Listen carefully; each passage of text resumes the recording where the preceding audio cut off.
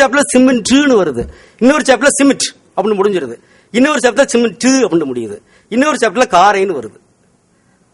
அப்ப என்ன பிரச்சனை? இதுக்கு எனக்கு தோணுது, ஒரு குழு அமைச்சு ஒரு சாப்டர் ஒரு ஆளுக்கு 10 பேர் கொடுத்துரு நீங்க எழுதுங்கன்றது, ஒரு சாப்டர் ரெண்டா பிரிச்சு இன்னொரு குழுட்ட கொடுத்துறது. அதான் பிரச்சனை. குறிப்பிட்ட காலத்துல முடிங்க, இதை எழுதித்தாங்க. இதெல்லாம் மாற்றி ஒன்று போல பயன்படுத்த, ஐயா சொன்னது மாதிரி குழு அமைத்து ஒன்று போல பயன்படுத்துவதற்கு நாம் ஒரு அரசு சட்டம் இயற்ற வேண்டும். அந்த குழுவினுடைய பரிந்துரையை ஏற்று அரசு சட்டம் இயற்றினால் நிச்சயமாக இதெல்லாம் இந்த மாதிரி பிரச்சனைகள் எல்லாம் தீரும் என்பதுதான் என்னுடைய வேண்டுகோள். சீர்மையான கலைச்சொற்கள் துணையோடு அறிவியல் நாம் கற்பிக்க முனையாட்டி நம்முடைய கலைச்சொற்களின் சீர்மை கெட்டு கற்றலில் தெளிவின்மையும் உயர்கல்வியில பாதிப்பு ஏற்பட்டுரும். அதை நம்ம பார்க்கணும் இல்லையா? மாணவன் 10வது வகுப்பு படிச்சுட்டு உயர்கல்விக்கு செல்லும் பொழுது அவன் இங்க பாஸ்பரஸ் அந்த மாதிரி எல்லாம் அந்த அறிவியல் கோர்ஸ்ல அவ்வாறு ஏற்றுக்கொள்ள என்ன தவறு என்ன என்னுடைய கேள்வி. என்ன முழு பொருள் வெளி வராது, உயர்கல்வியில் பாதிப்பு ஏற்பட்டு மாணவன் ரொம்ப சிக்கல பாருங்க. கேரளால மாணவர்கள் பாத்தீங்கன்னா தமிழ் மாணவன் 1 to 10 வரை தமிழ்ல படிச்சுட்டு வரான். அவன் கல்லூரிக்கு எழுதும்போது மலையாளிகள் என்ன செய்யறாங்கன்னா கேட்டா சிரிக்கிறாங்க. இந்த நீ பாஸ்பரஸ் போட்டு பாஸ்பரஸ் சூன்னு நீ அங்கனையா உச்சரிக்கிற, அப்படியா நீ சொல்ற? சிரிக்கிறாங்க. உனக்கு ஒரு சொல்ல கூட உச்சரிக்க தெரியல, நீ எல்லாம் டிகிரி பிஏக்கு வந்திருக்கீங்க, நீ பிஎஸ்சிக்கு வந்திருக்கிறே அப்படிங்கிறாங்க. அப்போ அது போன்ற வேலைநாட்டு சொற்களை அவ்வாறு அறிவியல் தமிழுக்கு மட்டும் நாம் விதிகளுக்கு கொடுத்தால் என்ன, சில பரிந்துரைகளை மட்டும் கூறி நான் முடிக்கிறேன். ஒன்று, தமிழில் அறிவியல் நூல்கள் படைப்போர் தமிழ் ஆங்கிலம் அறிவியல் மூன்றையும் நன்கு அறிந்தவராக இருக்க வேண்டும்.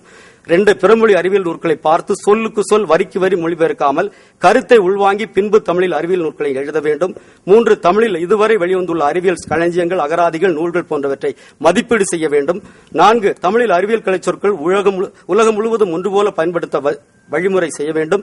5, தமிழ் உச்சரிப்போடு பொருந்தும் வண்ணம் பிற மொழியில் அமைந்த அறிவியல் சொற்கள் ஒளிபரப்பு செய்யப்பட வேண்டும். அது முக்கியமாக்கும். சில சொற்கள் நுழையாது, காதுக்குள்ளே நுழையாது. அது நம்ம மொழிக்கு உச்சரிப்பு மாற்றணும் அப்படின்னா இன்றைய நோக்கம். ஆனா பிரச்சனை இருக்காது. உலகளாகிய முறையில் பயன்படுத்தும் குறியீடுகள் வாய்ப்பாடுகள் சமன்பாடுகள் ஆகியவற்றை மாற்றமின்றி ஏற்றுக்கொள்ள வேண்டும். கூடுமானவரை கலைச்சொற்களில் கிரந்தெழுத்துக்களின் பயன்பாட்டை தவிர்க்க வேண்டும். தவிர்க்க முடியாத இடங்களில் மட்டுமே இந்த கிரந்தெழுத்துக்களின் பயன்படுத்த வேண்டும். தமிழில் அறிவியல் நூல்கள் படைப்போர் கலப்பு மற்றும் இணை வாக்கியங்களை தவிர்த்து தனி வாக்கியங்களை பயன்படுத்த வேண்டும். அறிவியல் நூல்கள் எழுத்துப்பிழைகள் சொற்பிழைகள் அச்சுப்பிழைகள் ஆகியவை தவிர்க்கப்பட வேண்டும். குறிப்பா ஆசிரியர்கள் கையில தான் இருக்குது. ஆசிரியர்கள் வகுப்பறையில் ஒன்றும் வெளியில ஒன்றும் வீட்டுல ஒன்றும் இந்த கலைச்சொற்களை வேற மாதிரியால பேசுவது விட்டு ஒன்று போல் ஆசிரியர்கள் தான் அதில் வெற்றி அமைந்திருக்கிறது.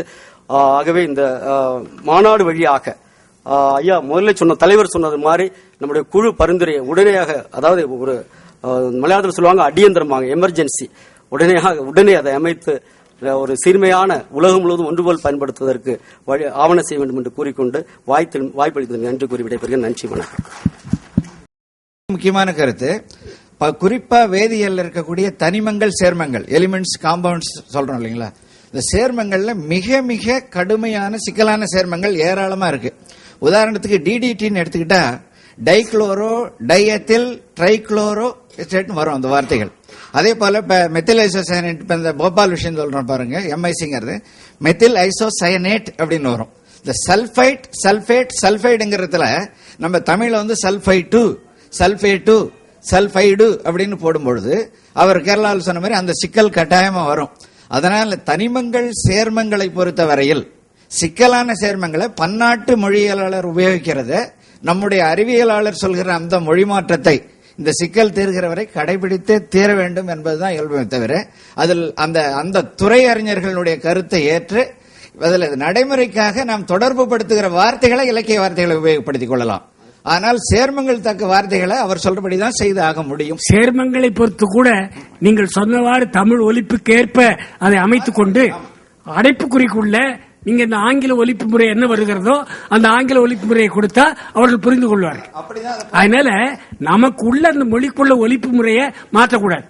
பெர்னாஷா ஒரு முறை சொன்னார், பிஷ்ங்கிறத எங்க நாட்டு மொழிப்படி கோட்டின்னு எழுதலாம். நமக்கு தமிழ்ல அந்த வம்பே கிடையாது, தான்னா தாதான், மீன ஒரே ஒலிப்பு தான். அவர் என்ன சொன்னார், பிஷ் என்பதை கோட்டின்னு எழுதலாம். எப்படி சொன்னார் கேட்டா, பிஷ்ங்கிறதுல என்ன F I இஷ், F I இஷ், டஃப்ங்கிறதுல GH எஃப்ங்கிற சத்தத்தை கொடுக்குது. விமன் ஓ ஐங்கிற ஒரு ஒலியை கொடுக்குது. ஸ்டேஷன் ஓ அந்த டிஐ என்பது அந்த இஷ் என்ற இதை கொடுக்குது. அதனால எஃப்க்கு GH, ஐக்கு ஓ, ஷாவுக்கு TI, எங்க மொழியில பிஷ கோட்டின்னு எழுதலாம். அதாவது ஒலிப்பு ஒரே மாதிரி இல்லைங்கிறதுக்காக நம்ம ஒலிப்புக்கு ஏற்றபடியாக எழுதிட்டு அது புரியாத இடங்கள்ல எந்த ஒலிப்பு அது கண்டுபிடிக்கப்பட்டிருக்கிறதோ அந்த ஒலிப்பில் எழுதுறதுனால தவறுன்னு யாரும் சொல்ல மாட்டாங்க. அந்த மாதிரி பயிற்சி கொண்டு வந்து நடைமுறைப்படுத்த வேண்டும். அடுத்ததாக நம்முடைய நண்பர் செந்தலை கௌதமன் வருகிறார். நான் நினைக்கிறேன் இந்த மாநாட்டிலேயே உயர்நிலைப் பள்ளியில மேல்நிலைப் பள்ளியில படிக்கிற ஒரு ஆசிரியர் கருத்தரங்களை கலந்து கொண்டு கற்று, அது ஒரு கொடுமைங்க. ஒரு ஏதோ MA படிச்சிருந்தா தான் கற்று படிக்க முடியும், BA படிச்சிருந்தா தான் கற்று படிக்க முடியுங்கிற மாதிரி ஒரு நிலை இருக்கிற நேரத்தில் ஒரு பள்ளியில இருக்கிறார். அதுல கூட ஒரு வேடிக்கை, PSG தானே அது. இந்த PSG கல்லூரி இருக்குல்ல, பூசாக்கா கல்லூரி, அறிவியலுக்கு மிக அதிக இடம் கொடுத்த கல்லூரி, கலைக்கதிர் பத்திரிகை நடத்தின கல்லூரி. அவங்க கூட இந்த பேர் என்ன வச்சிருக்காங்க, பூசாக்கோ சர்வஜன உயர்நிலைப் பள்ளி. பூசாக்கோ மாத்திட்டாங்க, சர்வஜன மாற்ற முடியல. இப்படிப்பட்ட சில சிக்கல்கள் ஐயா சொல்வது போல வாழ்க்கையில் நடைமுறைக்கு வருகின்ற பொழுது வரும். இப்பொழுது அவர் மொழி ஆக்கங்கள், சொல்லாக்கங்கள் நாம் தமிழில் அது எந்த அளவுக்கு முடியுமோ அதை கொண்டு வர வேண்டும். கலைச்சொல் வளர்ச்சியில் தூய்மை நோக்கு, தூய்மை என்பது தமிழ் தூய்மை நோக்கு என்ற அடிப்படையில் படிக்க இருக்கிறார். 6:30 ஒரு 1/4 மணி நேரத்துக்குள்ள எல்லாம் முடியும். முனைவர் சிலம்படி செல்லப்பனார் அவர்களே, மேடையிலும் அரங்கிலும் வீட்டிற்கும் அறிஞர் பெருமக்களே, அனைவருக்கும் வணக்கம். இது குளிரூட்டப்பட்ட அறை. விவாதங்களால் நாம் நம்மை வெப்பப்படுத்திக் கொண்டோம். குளிர்ச்சி கூடிவிடக்கூடாது என்பதற்காக கலைச்சொல்லாக்க வளர்ச்சியில் மொழி தூய்மை நோக்கு என்ன பொருளிலே நான் இப்பொழுது சில செய்திகளை மட்டும் சுருக்கமாக சொல்ல விரும்புகிறேன். ஆட்சியியல் நோக்கில் அருமை ஐயா பெரியாண்டவன் அவர்கள் சொன்னார். சட்டத்துறை நோக்கிலே முத்துவேல் அவர்களும் புலவி வெங்கடாசலம் அவர்களும் கருத்து மொழிந்தார்கள்.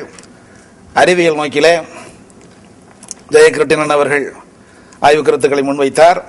மொழியின் நோக்கில் கலைச்சொற்களை எப்படி அணுகுவது என்பது என்னுடைய பார்வை. இந்த ஆய்வினுடைய கலைச்சொற்கள் பல நூறாண்டுகளாக உருவாகி இருக்கின்றவை. அவையெல்லாம் இலக்கணம், இலக்கியம், மெய்யியல், சமயம், தொழில் வகை சார்பானவை. ஆனால் அறிவியல், ஆட்சியியல், தொழில்நுட்பவியல், மருத்துவவியல் முதலிய உலகளாவிய பலதுறை கலைச்சொற்கள் தமிழில் உருவாகி இருப்பது கடந்த 180 ஆண்டுகளாகத்தான்.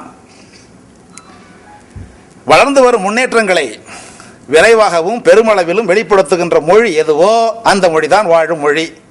நாம் செம்மொழிக்காக மாநாடு கூட்டிக் கொண்டிருக்கிறோம். செம்மொழியினுடைய அடிப்படை தகுதிகள் 11. அதுல 7வது தகுதி, அதுதான் இப்ப ஜெயகிருஷ்ணன் அவர்களுக்கும் நம்மை போன்றவர்களுக்கும் ஒரு அடிப்படையான ஒரு முதன்மையான செய்தி. 7வது பிரிவு பிறமொழி களவா தனித்தன்மை. செம்மொழியினுடைய அடிப்படை கூறுகள் 11. அதுல 7வது தன்மை அதுதான். என்னுடைய கட்டுரையினுடைய நோக்கம் அதுதான். 180 ஆண்டு கால கலை சொல்லாக்க வரலாற்றிலே எப்படியெல்லாம் சொற்கள் செய்யப்பட்டன, மொழியாக்கம் செய்யப்பட்டன. என்ன என்றால், மொழியாக்கம் செய்யலாம். ஆட்சி அதிகாரம் உங்களுடைய மடியில் வந்து விழ வேண்டும் என்றால் உங்களுடைய பண்பாட்டை பரப்பு. இது அரசியலினுடைய அரிச்சுவடி. பண்பாட்டினுடைய முதன்மையான அடையாளம் மொழி. கலை சொல்லாக்கம் என்ற பெயரிலே மொழி எப்படியெல்லாம் திணிக்கப்பட்டது. வேயாமாடம், நாழிகை கணக்கர் என்றெல்லாம் பழந்த நூல்களிலே கலை சொற்களை படைத்தவர்கள் நாம். கிளவியாக்க பதவியில் என்ற இலக்கணத்தின் மூலமும் சொல்லாக்கத்திற்கு வழி திறந்தவர்கள் நாம். நமக்கு உலகளாவிய கலை